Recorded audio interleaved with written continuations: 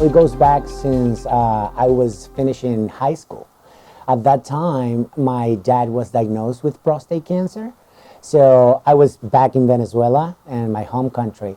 And then we brought him to MD Anderson in Houston, Texas for treatment. So since then, I got into med school afterwards. And then I got involved with MD Anderson with my dad's disease before getting involved with medicine. So I would consider that I was in contact with cancer even before, being involved in the medical field. So that was the beginning of what ended up being a career in oncology. Even though we do oncology every day with our patients, we're never ready for cancer when it happened to us.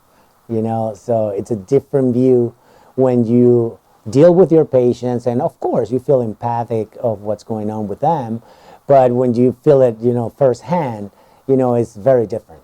And we're never ready. We're seeing a lot of changes. I mean, oncology, I would say, out of the many different specialties we have in medicine, is one of the most exciting one in the fact that there's so many changes so rapidly.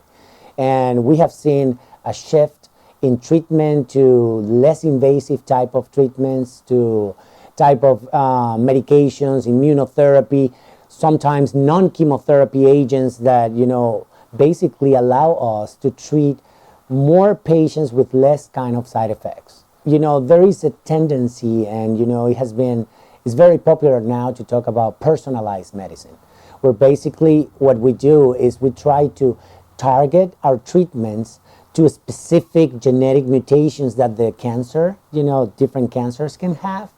So if you want to put an analogy, it's like when you treat a urinary tract infection, where you can identify the bacteria that is causing the UTI with certain antibiotics that actually, is sensitive to, then that's the same principle we're trying to apply. So we're very excited that we're going to begin the clinical research program here in Vero Beach and Sebastian office.